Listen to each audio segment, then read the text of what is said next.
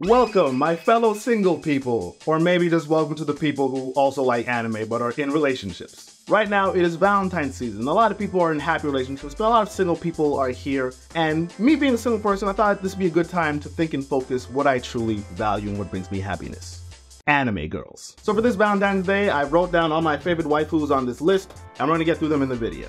Except that I'm lying. The truth is, I didn't write them out on this list. I haven't held a pen in years. I just put them all on my phone and that's what we're gonna do. And I just had the book because I thought it'd be a better prop. Anyway, before we get through this list, we should talk about what a waifu is, so there's no confusions. And to me, a waifu is a character from an anime you have a romantic or physical attraction to. So there's gonna be some female characters who are not on this list, and there are probably still good female characters, but this is for like waifus. Characters who I want mentally and physically. Just anime waifus this time, not cartoon waifus, not video game waifus. That might be a later video over time, but right now we're just strictly talking about waifus in anime and manga. Since I am embarrassing myself by making this video, I think it's only fair you do so too. I want to know what your waifus are in anime. Your waifus, your best girls, they could be from video games, I don't care.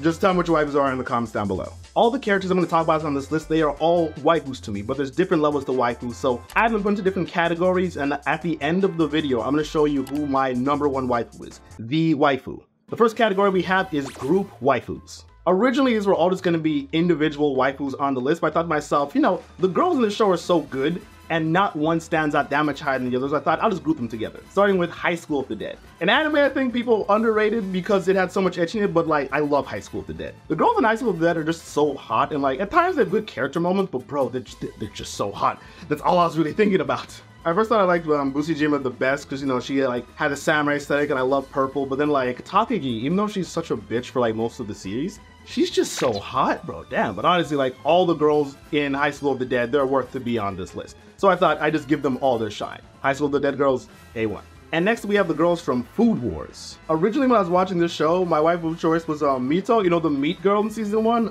I don't know. I was like, she was tan and she was always walking around in a bikini top, and like, I saw her, I'm like, I'm gonna love her. But like in later seasons, I liked Rindo Senpai, and then like, Megumi was always around, but like at some point I'm just like, yo, I can kind of go for that. It's probably because the guy who did Food Wars like used to draw like hentai back in the day that like all the girls are like so sexual, but I feel like there's a lot of good waifus in Food Wars, even just based off of looks, so like I gotta give a good shout out to them. Next up in the group waifus, we have the girls from Soul Eater. Like Liz and Patty, Tsubaki, Blair. Like I watched Soul Eater when I was probably like 12, 13, and like bro, I was like a fiend back in the day. Like I loved ecchi. I think I saw Soul Eater when I was younger and said, I gotta watch ecchi all the time now. This is just what I need. And seeing a lot of these Soul Eater girls with like big boobs just like gives back good memories. And the last in the group waifus category is the girls from My Hero Academia. This one isn't so much general, like there's 3 that gravitated to me. When I first started watching My Hero Academia, I liked Froppy a lot. I didn't know what it was. Like I saw her and I'm like, yo, I think I like the frog girl. Then I was telling my boy about that. He's like, bro, I don't get it. I don't get why everybody likes the frog girl. And I'm like, it's good to know that I am not just mentally ill. I'm in an army of mentally ill people that like Froppy. But like, as the seasons went on, she didn't get as much shine. So I started to like Momo a lot for obvious reasons. And I don't know, Ochiko, which I didn't think I'd be into, but like, I don't know, I have a thing for maybe like the kind of plain girls. And also like, just the other girls who like Class 1A or even like Mount Lady, I feel like they're all good. So like, I respect the waifus in My Hero Academia. It's a damn shame about the fan base though. And the next category on the waifu list is, damn it. You know what, guys? We can be mature about this. It's the lolly section. And starting off the list is, oh, sorry guys, I don't know who's knocking. I'll be right back.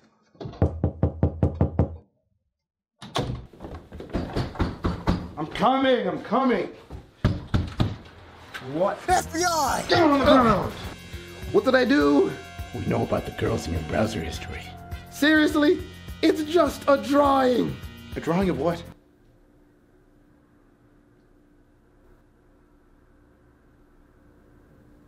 You know, it could be a drawing of like, a lot of things really. Like, you know, it's a drawing of an animated girl, not a real girl, really. You know, it's like, it's pixels and like pencils. A drawing of what? It's not important. God damn it. Sorry. That was such utter nonsense. Bro, I just can't with these friggin' people.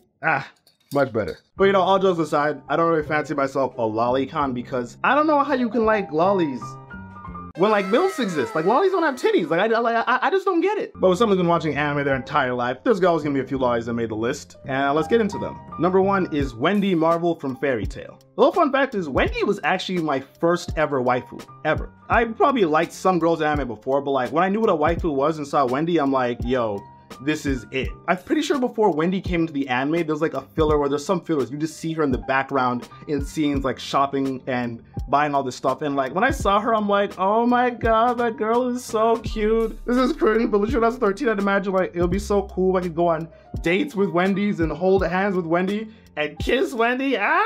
Real great stuff. And like when Wendy actually appeared in the show, she was just nice and pleasant. And you know, the other girls in Fairy Tail, they're pretty good, but like I always liked Wendy because she was about my age. So I thought like, I don't know, if she was real, me and her, we could have something. She's fallen off in my heart a bit. Like I said, being a lolly's like a huge nerf.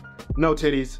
And but you never forget your first waifu, so I'm always gonna have some level of respect for Wendy. Next we have Hybrid from Detective Conan. You know, in Detective Conan, the point of the show is that the main character is a 17-year-old, but he takes this drug and it turns him into this kid, Conan. Hyper is one of the characters that also took that same drug and also is a kid. She's actually like a doctor or something like that. I knew she was like an adult before it was spoiled, but like, there's something about like Hybra, cause she's like, I've noticed about myself, I kinda like girls with like resting bitch face. And like Hybra throughout the entire time, she just like looks so uninterested and unbothered. And then like in the first arc she was introduced, she like had this gun and like fired it. And she like made that all adult women or other people like tremble, and she was like stone-faced killer. I'm like, yo, I freak with Hybra a lot. Continuing the list with girls with the resting bitch face, we have Saza Kazamori from Ongo. I just like this character because when I saw his anime, I thought this character is just so fucking hot. And I didn't realize, but at the time in high school, I had a crush on this girl. She was like super short, had long hair, also resting bitch face. And I'm like, oh fuck, you're just kind of like this girl I like in real life, and that's the only reason she's on this list. Maho from Steins Gate Zero. You know, spoilers for Steins Gate, but like, you know, after Kurisu died, Okabe was like lost, and like he met this friend in Maho, and like I don't think they necessarily had a romantic relationship, but the thing is like they kind of bonded over the fact that they had this same dead friend. Her relationship with like Okabe, or even though it's just a friendship, it seems so meaningful to me, and she also had complicated feelings for Kurisu because like Maho was a college student, and like her and Kurisu, they were doing like research together, and like Maho wanted to be great, but Kurisu was always like #1, so she had like envious feelings of Kurisu, but at the same time realized, yo, Kurisu's like my friend, and like her relationship and the way she kind of viewed that dynamic with Kurisu was like, it's kind of complicated, like it made me captivated with Maho as a character, so that's why she's on this list. Cruel Tempest, Owari no Seraph. I don't quite know if Cruel actually belongs in the lollies because if you look at her, she clearly like has a figure, but the thing is like, she's like 4'9", she's small. But regardless of that, she is stunning, so she makes the list. S-Snake from One Piece. I kind of want like a tan Boa Hancock, but like maybe a little bit younger than her current age, but like older than like S-Snake, but I don't know, S-Snake made the list. And hopefully I'm not making any watch lists by admitting that. Mio Ayoma from The World God Only Knows. Wang Terrier from Boarding School Juliet. And lastly, Ino from Love is War. For the next category, since we couldn't completely be done with the degenerate stuff, we have the furry tier. And this is the shortest category on this list. I was trying to fill this out, but we only have 2 people on it. We have Shikabane from Regretsuko. I don't know why, maybe it's a bit of recency bias, but like I saw like, yo, she's like short, kind of like this goth emo like girl, and I'm like, I don't know, I was just into it. And Azazel Amelie from Welcome to Demon School Iramuka. Next tier we have a fan favorite, the trap tier.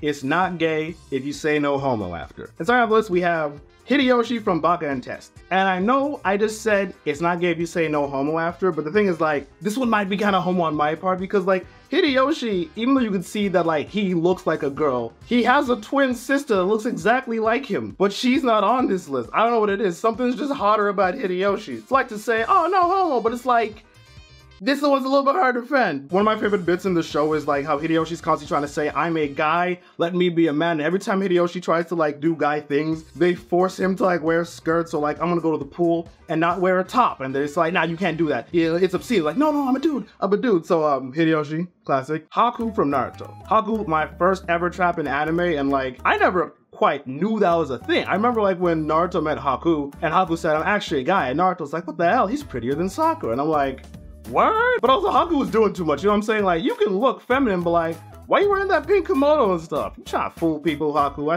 see you. Angel Devil from Chainsaw Man. Astolfo from Fate Apocrypha. I didn't even really want to put Astolfo on this list, but I feel like the internet has like beaten me down to just be like, hey man, Astolfo's attractive, right?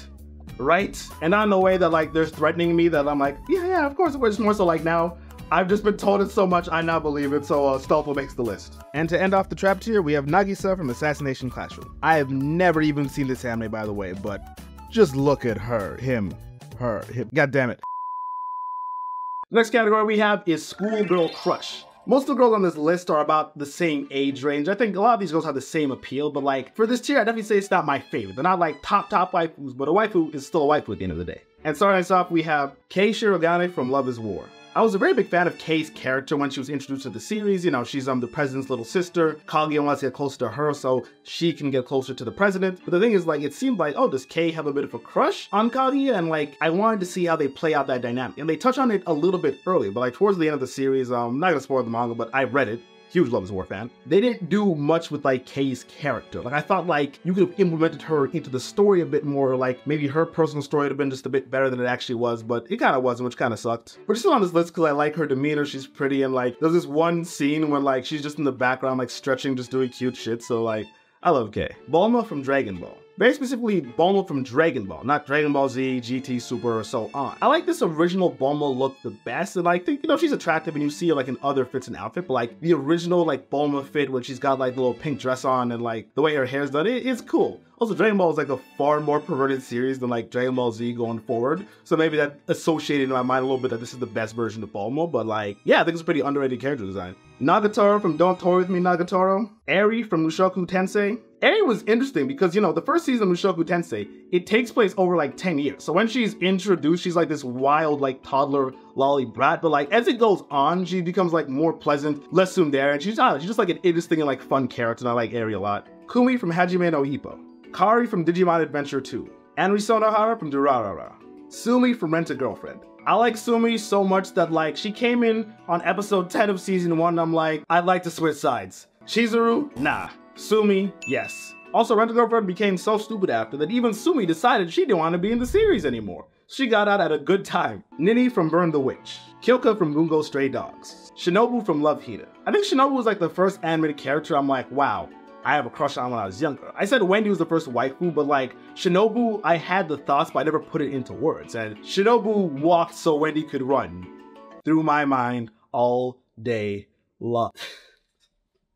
And before you ask, yes, it does physically hurt to be this cringe. Kyoko from Interviews with Monster Girls. Mei from Pokemon.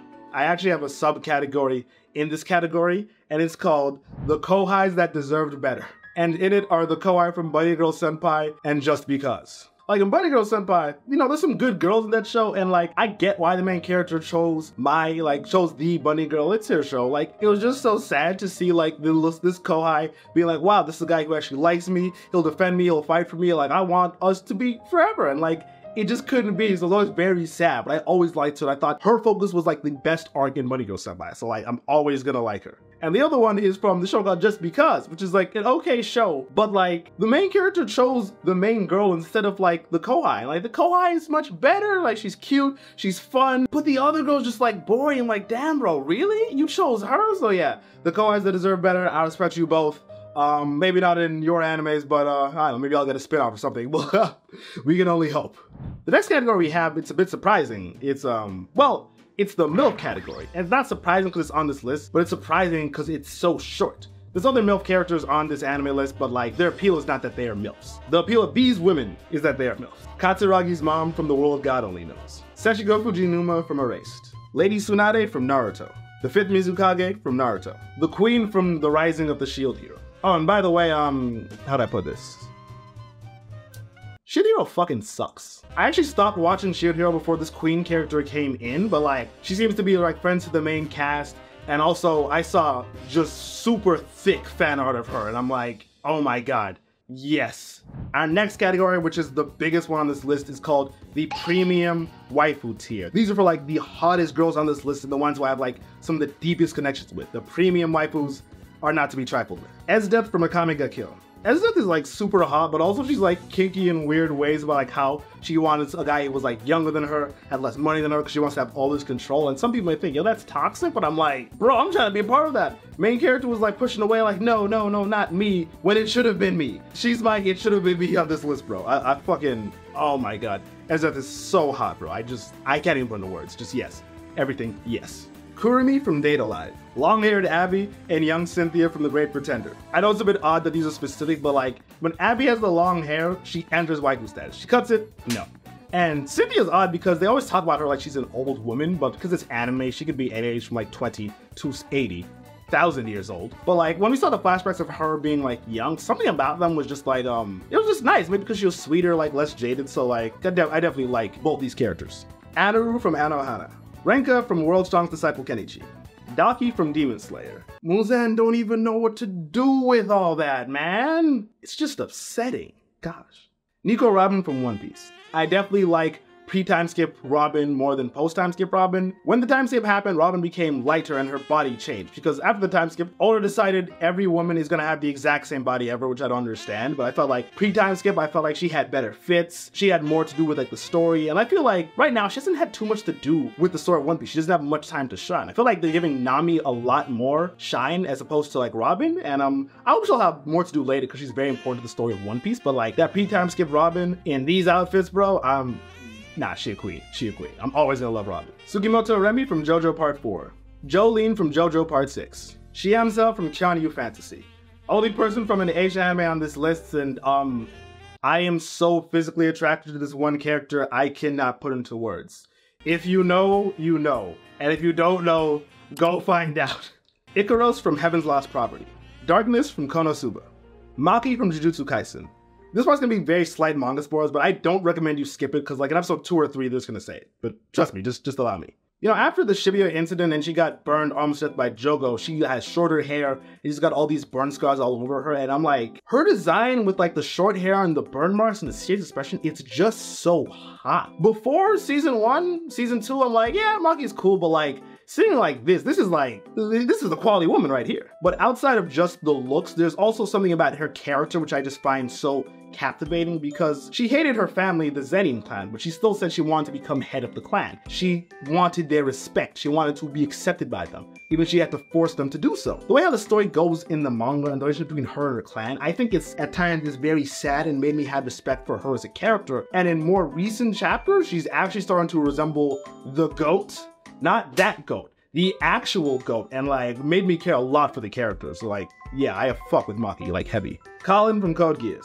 I respect Cece as the other choice of a Code Geass waifu, but Colin had such like a deeper connection with Lelouch, which mattered a lot to me. Yeah, Shirley was so-so for me. I didn't quite get the appeal on that. And if Nina was your best girl in Code Geass, you need psychological help. Kurisu, Steins Gate.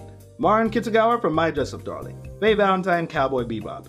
I know most people like the English dub for Cowboy Bebop, and I do like Spike's voice a lot, but I like the Japanese because I felt like they got Faye Valentine better. Like when I hear the voice of the Japanese Faye, it's like it matches her character. I thought it was sexy, but maybe a little bit elegant. In the English dub, it doesn't hit as much, but like, I don't know, I like Faye for like a few reasons. Like not only is her design just hot, she's like a super hot woman. Her character is interesting, how she doesn't know about her past, even though like she steals, and like she was having a conversation with this guy at the bar and she told him, yo, I'm not as easy as I look. I don't know, something about that was just like, maybe you kind of realize she's a very self-aware character, not just like some ditzy like sex doll person. Not that there's anything wrong with being a ditzy. Who am I trying to not offend right now? Shifusa from Manu Higginshaw. OG ecchi back in the day. One of those if you know, you know. Takao from D-Frag. Kasumi Senpai from Sayakano. Kasumi kind of looks like a lot of other anime characters, but like what put her a step higher to me was in the series, she's like this high school like light novel writer, and the main character like loves her light novels and is a huge fan and like starts talking to her about it. Like she develops feelings for him to the point where like he talk about all these things he think would be interesting to see in the book and things that like maybe he would have done this certain way or different way if he was writing it, and she starts to add some of these changes into her book, and like when he finds that out, he completely rejects her, rejects that idea. Like he thinks it's messed up that like she would compromise her art just to make him feel better. That probably hurt her because like she did something so the guy that she liked maybe would like appreciate her or like her more, and he kind of just said no. And I get his perspective as well, but like there's something kind of very touching about that. Like she didn't really do anything wrong, but it still ended up badly for her, and I'm like, I don't know, I feel for her. Galco from Galco-chan. Luco from Dragon Maid. And Dragon Maid is a super degenerate show, but like, something about Luco appeals to me. Oh, it's not something. You know what it is. You know what it is that appeals to me about Luco. Also in Japanese, her voice, it's like very, like she kind of looks like she's like a dumb disc. She's like a voice like, oh my god, totally. But she's kind of got this like deep, kind of like more mature, dare I say, Dami Mami kind of energy. So like, Noelle from Black Clover. Shirayuki Mizore from Rosario and Vampire.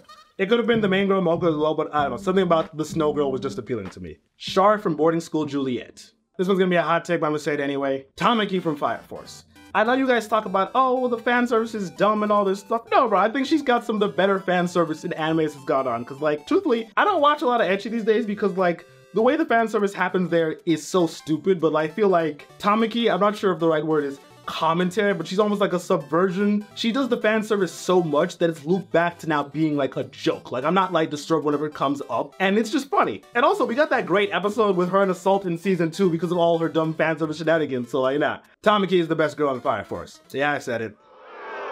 What's up? What's up? Nah, I'm right though.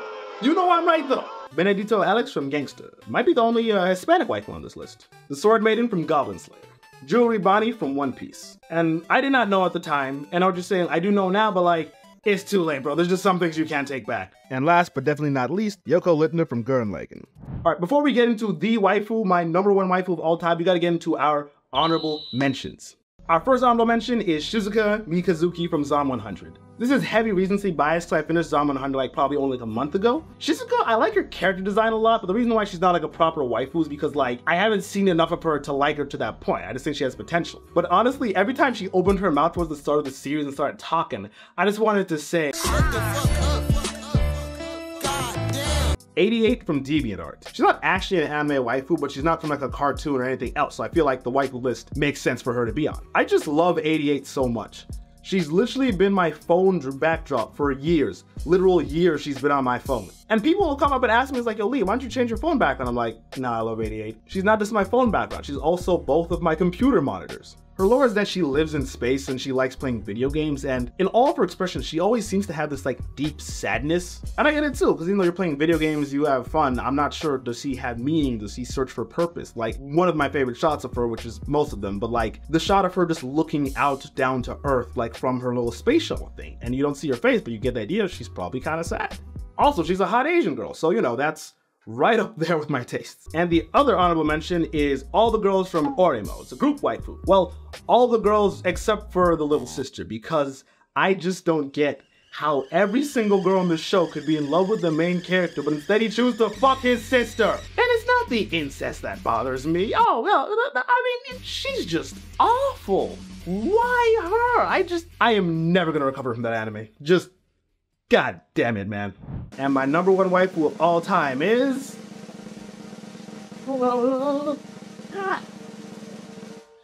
Asuka from Neon Genesis Evangelion. I love Asuka so much. Her and Rei were at the start of the first major waifu war, I think in all of anime fandoms, back in like the late 90s. And I never quite got it, because Rei, to me, she's kind of boring. I never really liked the, Kudere characters, or what you call them. But to me, Asuka I like a lot just because I felt a lot of relation to like Shinji. Because like when I was Shinji's age, I was kind of like him. I was like reserved. At times I probably took abuse and like got treated poorly and just let that stuff kind of happen. But like not only does the show change like when Asuka gets on it, she also changes like Shinji. Like she's a bit rude, she's like brash, maybe a bit arrogant, but mostly confident. The way she starts talking to Shinji, like he starts to change. He's becoming more confident and like he kind of looks up to Asuka. Even at the end of Evangelion where... Sorry, I didn't know I was gonna be talking about this scene, but like, he's in a crisis and he's like looking up to her like, yo, Asuka, what do we do? Or like, I need you, because like, she is his rock in a sense. Not in a sense, I think she is literally his rock. How Asuka made Shinji a bit more outgoing, that is something I could have used in my life. Because I'm different now. I don't relate to Shinji like I used to, but I feel like if I was his age at his point in time, I could use an Asuka in real life. Asuka's also clearly out of like Shinji's league, and a girl like that giving me attention, caring about me to any extent, I'd have been like, my confidence would have gone way up. So I just think she's great. Like, would I want Asuka to like be like my wife IRL? No, because we have law. Back at my peak of caring about waifus, there's no one I wanted more than Asuka and someone who I could literally see help me and become better. I haven't seen the rebuild movies, I don't know how they end, but like, I'm curious to see what Asuka would be like as an adult. Some of the Ava community have like had these fan theories going on for like 20 years and are convinced, nah, it's true. Like there's that theory that Asuka and Shinji had sex at some point, which is, I just kind of watch it and don't engage in community. So I could see like there's some points where I wonder like when she like kissed Shinji, I'm like, okay, was like that a test to see if like, Shinji, do you like me or something like that? But I don't know. But at the same time, because they do talk about her being a tsundere, like how, oh, she's not really honest about her feelings, but I think she's very honest about her feelings most of the time. I still remember this scene with like Kaji, who was kind of like her caretaker, and she's just trying to say, yo, Kaji, I'm into you, you know that? Like, I'll sleep with you. Like, even though I'm a kid, I want you to know I'm ready to mature.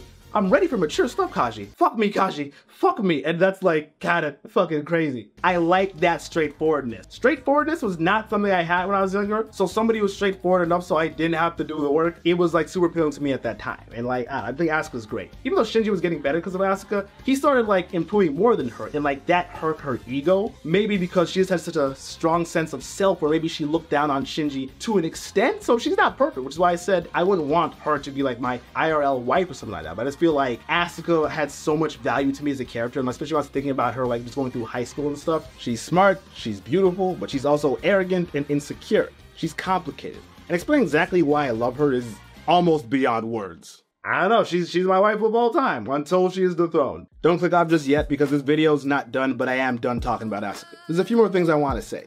One, I need you to crush that like button, please. I spent over a month of my life working on this, so I hope you don't mind doing at least that. Two, I want to shout out BestGuyEver for inspiring me to make this waifu list with his very own waifu list, which I saw many years ago. Also, hit the subscribe button if you want to stay caught up with my future releases. And don't tell the FBI about this video, let's just keep this between you and me, huh? And alright, I'll leave you Simba, and I'll see you guys next time. Peace.